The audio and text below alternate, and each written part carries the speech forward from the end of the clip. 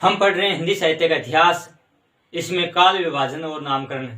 इससे पहले वाली वीडियो में हमने काल विभाजन और नामकरण में जॉर्ज गिरिसन का पढ़ा था, मिश्र बंधुओं का पढ़ा, आचार्य रामचंद्र शुक्ल का और डॉक्टर रामकुमार वर्मा का काल विभाजन पढ़ा था। अब 5 नंबर पे है डॉक्टर नगेंद्र का काल विभाजन। यह भी बहुत महत्वपूर्ण है। जैसे रामचंद्र शुक्ल का ईस्वी विक्रम संवत में था तो ये ईस्वी सन में है। बाकी इसी तरीके से 4 भागों में इसको बांटा गया है। तो देखिए डॉक्टर नगेंद्र का काल विभाजन। पहला है आदिकाल। आदिकाल का जो समय है वो 1000 ईस्वी से लेकर के 1350 ईस्वी तक है। आदिकाल के बाद में दूसरा है भक्ति काल। भक्ति काल का समय 1350 से 1650 ईस्वी। और तीसरा है रीतिकाल। रीतिकाल 1650 से 1850 ईस्वी। और आधुनिक काल है चौथा, वो 1850 से अब तक। तो डॉक्टर नगेंद्र ने काल विभाजन है वो 4 भागों में किया है, आदिकाल, भक्तिकाल, रीतिकाल और आधुनिक काल। नगेंद्र के बाद में 6 नंबर पे आते हैं डॉक्टर गणपति चंद्र गुप्त। इन्होंने लिखा है हिंदी साहित्य का वैज्ञानिक इतिहास। हिंदी साहित्य का वैज्ञानिक इतिहास। तो इन्होंने वैज्ञानिक तरीके से इसका विवेचन किया है, काल विभाजन किया है। तो इन्होंने किया है प्रारंभिक काल, जो बाकी के आदिकाल और वीरगाथा काल कहते हैं, इनको डॉक्टर गणपति चंद्र गुप्त ने प्रारंभिक काल नाम दिया है। और प्रारंभिक काल का समय है वो 1184 से लेकर के 1350 ईस्वी तक, ये प्रारंभिक काल है। और प्रारंभिक काल को मुख्य रूप से 3 भागों में विभाजित किया है, धर्माश्रित काव्य, राज्याश्रित काव्य और लोकाश्रित काव्य। 3 मुख्य भागों में विभाजित किया है। इसके बाद इनके भी 5 भाग और करते हैं, इतनी गहराई में हम नहीं जाएंगे, लेकिन इनका बारे में पढ़ेंगे। धर्माश्रित काव्य, रास काव्य जो लिखा गया,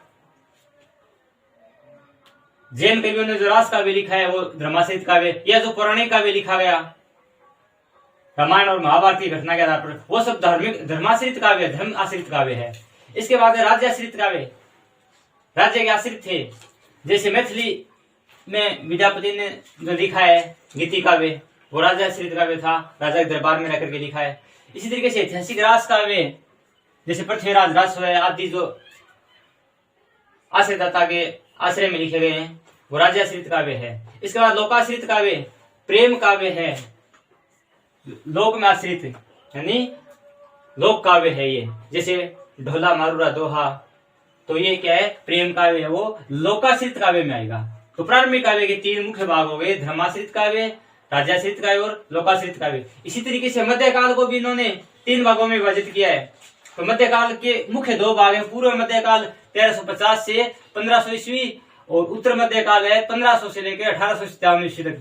1857 की जो क्रांति हुई वहां तक ये मध्यकाल है। इसके भी 3 भाग हैं। धर्माश्रित काव्य में आ जाते हैं इसमें संत काव्य। संत काव्य है जिसको ज्ञान मार्ग की शाखा कहते हैं भक्ति काल में, वो ही धर्माश्रित काव्य है। इसके बाद राज्याश्रित काव्य में आ जाए ऐतिहासिक काव्य, और लोकाश्रित काव्य में प्रेम काव्य।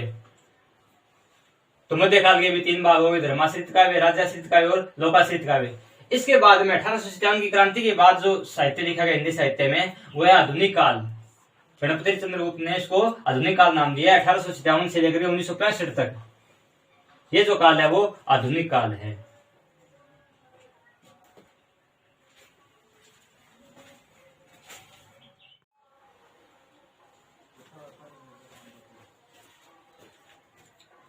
हिंदी साहित्य का काल विभाजन और नामकरण। अनेक विद्वानों के अनुसार हमने अलग अलग पढ़ा था। अब जो सर्वमान्य है, जो सामान्य वर्गीकरण है कि हिंदी साहित्य का काल विभाजन कैसे करें और नामकरण है, तो सामान्य वर्गीकरण में देखिए, सामान्य वर्गीकरण के अंदर आदिकाल, भक्तिकाल, रीतिकाल और आधुनिक काल, ये 4 काल हैं। मुख्य रूप से ये 4 काल हैं, बाकी इनका उपविभाजन करेंगे अलग अलग। तो देखिए सबसे पहले आता है आदिकाल। आदिकाल है वो अनेक विद्वानों ने अलग अलग नाम दिए हैं इसके, लेकिन किसी ने इसकी समय सीमा 650 ईस्वी से मानी है, किसी ने 1050 से मानी है। लेकिन जो सामान्य देखें तो हम 650 ईस्वी से लेकर के और 1350 ईस्वी तक का जो साहित्य है वो हिंदी का आदिकाल कह सकते हैं। इसको हम 650 से लेकर के और 1350 तक का जो समय है, इसमें आदिकाल की सारी प्रवृत्तियां आ जाती हैं इस काल में। आदिकाल वो काल है जिसमें रासो काव्य लिखे गए, जिसको वीरगाथा काल नाम दिया है शुक्ल ने। वीर गाथाएं लिखी गई, रासो काव्य लिखे गए, जैसे पृथ्वीराज रासो है, पृथ्वीराज चौहान की वीरता का बखान है जिसमें। तो रासो साहित्य इसमें आता है, आदिकाल में आता है। आदिकाल में जैन साहित्य आता है, स्वयंभू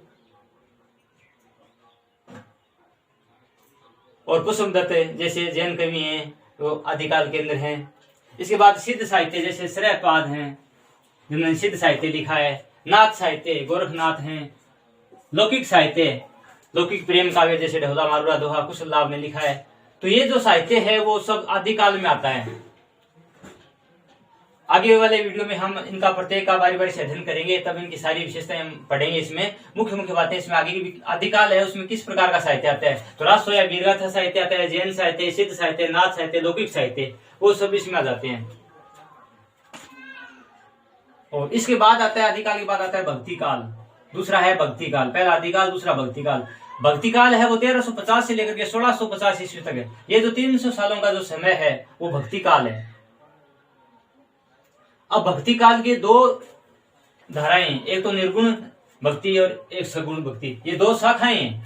भक्ति काल की दो शाखाएं, इन दोनों की दो दो उप शाखाएं और हैं। जैसे निर्गुण भक्ति, निर्गुण का मतलब होता है जो मूर्ति पूजा में विश्वास नहीं करते, ईश्वर को निराकार निर्गुण ब्रह्म की उपासना करते हैं।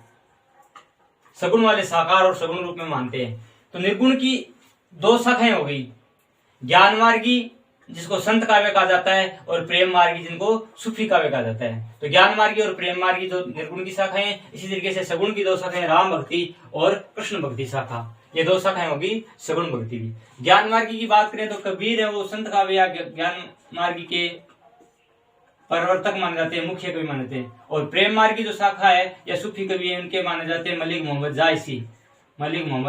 जायसी मुख्य कवि माने जाते हैं। सगुण भक्ति की बात करें तो राम भक्ति का भी आता है जिसमें तुलसीदास मुख्य माने जाते हैं, प्रमुख हैं वो तुलसीदास हैं।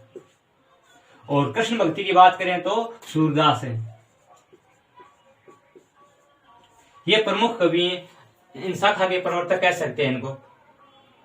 ज्ञान मार्गी जो संत काव्य कहलाता है जिसमें कबीर के अलावा बहुत सारे संत कवि, गुरु नानक देव है, ज्ञानेश्वर है, नामदेव है, संत दादू दयाल है, वो सब ज्ञान मार्गी में आते हैं। प्रेम मार्गी में जायसी के अलावा कुतुबन है, मंजन है,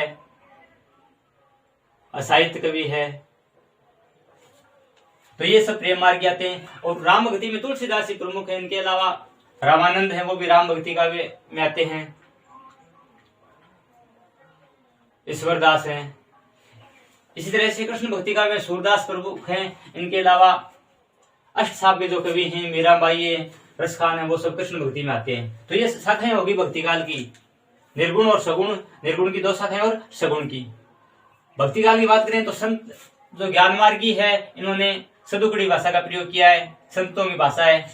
प्रेम मार्गी सूफी कवियों ने अवधी भाषा का प्रयोग किया है।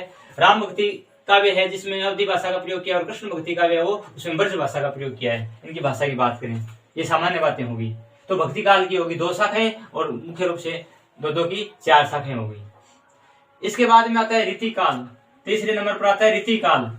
रीतिकाल का समय है वो 1650 से लेकर के 1850 ईस्वी तक माना जाता है। ये जो 200 वर्षों का समय है वो रीतिकाल है। तो रीतिकाल के भी अनेक विद्वानों ने अनेक नाम दिए, किसी ने अलंकारों की प्रधानता करना अलंकृत काल भी कहा है इसको। वो आगे इनके काल विभाजन इनका अलग पढ़ेंगे तब देखेंगे। इनका मुख्य रूप से रीति काव्य वो 3 प्रकार का है। इसमें रीतिबद्ध काव्य भी आता है, रीति सिद्ध काव्य भी आता है, रीति मुक्त काव्य भी आता है। रीतिबद्ध काव्य आता है जो कवि और आचार्य दोनों थे। रीतिबद्ध काव्य लिखने वाले कवि और आचार्य थे। आचार्य हमने व्याकरण के, काव्य शास्त्र, काव्यांग विवेचन के ज्ञाता कवि भी थे और आचार्य भी थे, दोनों साथ में थे। और रीतिबद्ध कवि कहलाई। रीति सिद्ध कवि वो कहलाई जो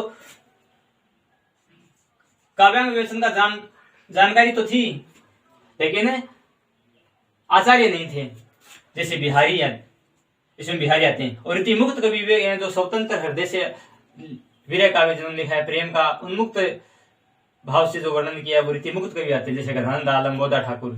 तो इनका भी रीतिकाल में हम पढ़ेंगे।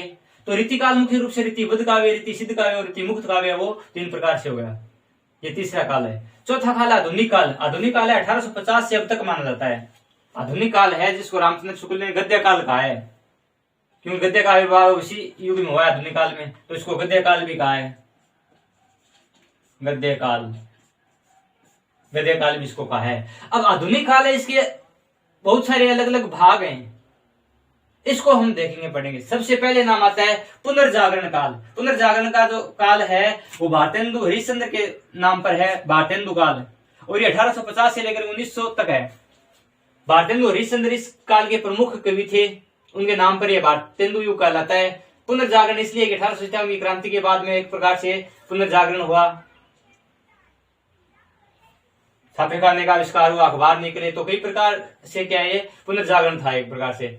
और भारतेंदु युग है वो इसके प्रमुख हैं, क्योंकि भारतेंदु का जन्म 1850 में हुआ था और 1868 ईस्वी में इन्होंने लिखना शुरू कर दिया था, पत्रिका निकाली थी हरिश्चंद्र चंद्रिका है।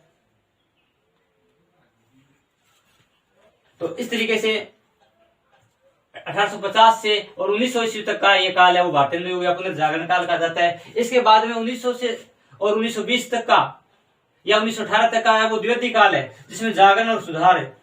इसके प्रमुख जो कवि थे महावीर प्रसाद द्विवेदी थे, और महावीर प्रसाद द्विवेदी ने सरस्वती पत्रिका निकाली थी। कौन सी पत्रिका? सरस्वती पत्रिका।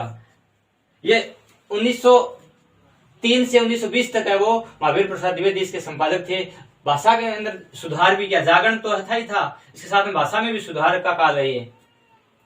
भाषा को व्याकरण सम्मत और परिष्कृत किया, तो जागरण सुधार काल भी कहते हैं इसको। महावीर प्रसाद द्विवेदी के नाम पर 1900 से लेकर के 1918 तक है। ये आधुनिक काल का हम उपविभाजन पढ़ रहे हैं। 1918 से एक नया युग शुरू होता है, उसको कहते हैं छायावाद। छायावाद के जो चार प्रमुख स्तंभ कवि हैं, जयशंकर प्रसाद, निराला, सुमित्रानंद पंत और महादेव वर्मा, छायावाद के चार आधार स्तंभ माने जाते हैं। छायावाद के साथ में एक समांतर जो धारा चल रही है वो राष्ट्रीय सांस्कृतिक काव्य धारा है, जिसमें देशभक्ति की भावना है, जैसे मैथिली गुप्त है। इस प्रकार की जो देशभक्ति की भावना है वो राष्ट्रीय सांस्कृतिक काव्य धारा है। रेवंश राय बच्चन है, और ये 1918 से लेकर के 1936 तक का जो काल है वो छायावाद माना जाता है। 1936 से शुरू होता है प्रगतिवाद। साहित्य में जो, राजनीति में जो मार्क्सवाद है वो साहित्य में प्रगतिवाद है। 1936 में अखिल भारतीय प्रगतिशील लेखक संघ की स्थापना हुई थी मुंशी प्रेमचंद की अध्यक्षता में। उसी समय से 1936 से प्रगतिवाद की शुरुआत मानी जाती है। ये 1936 से 1943 तक है। और 1943 में अगेन ने तार सप्तक निकाला। सच्चिदानंद हिरानंदाचार्य ने जो तार सप्तक निकाला 1943 में प्रथम सप्तक था, जिसमें 7 कवि थे, जिनको प्रयोगवाद कहा गया है। अगेन कहा है हम राहों के निवेशी हैं, तो प्रयोगवाद है वो 1943 से तार सप्तक से शुरू माना जाता है।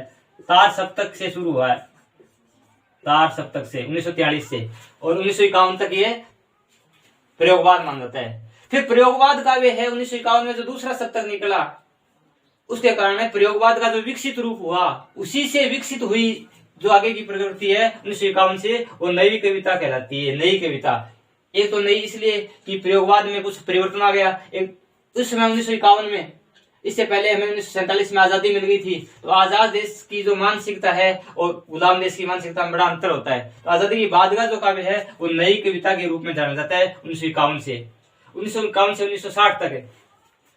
और 1960 के बाद का जो काव्य है वो साठोत्तरी काव्य कहलाता है। साठोत्तरी का मतलब होता है 1960 के बाद का, और 1970 तक चलता है ये। 1970 के बाद का जो समकालीन कविता कहलाते हैं। इसके बाद और भी कई काव्य धाराएं बनी है। तो आधुनिक काल है, इसका बड़ा ही अलग विभाजन है। इसको याद रखने के जो बिंदु हैं इनको एक बार फिर दोहराते हैं। आधुनिक युग है वो 1850 से माना जाता है। 1850 से 1900 तक का 50 सालों का जो समय भारतेंदु के नाम पर भारतेंदु युग या पुनर्जागरण काल कहा जाता है। फिर 1900 से 1918 तक का जो 18-20 साल का समय वो जागरण सुधार या महावीर प्रसाद द्विवेदी के नाम पर द्विवेदी युग। छायावाद और सांस्कृतिक काव्य धारा है 1918 से 36 तक चली, और 1936 से है वो प्रतिवाद की शुरुआत मानी जाती है 43 तक। और 1943 से तार सप्तक के साथ ही, अजय के तार सप्तक के साथ ही प्रयोगवाद की शुरुआत होती है, और 1951 तक चलता है। 51 से नई कविता, और 1960 से साठोत्तरी कविता, और 1970 के बाद है समकालीन कविता। तो ये आधुनिक काल के उपविभाजन हैं। तो ये था हिंदी साहित्य इतिहास का काल विभाजन और नामकरण और उनका उपविभाजन। इसके बाद हम हिंदी साहित्य का इतिहास है वो अगली वीडियो में पढ़ेंगे। वीडियो देखने के लिए धन्यवाद। पसंद आए तो इसको लाइक और शेयर करें, और चैनल को कृपया सब्सक्राइब करें। धन्यवाद।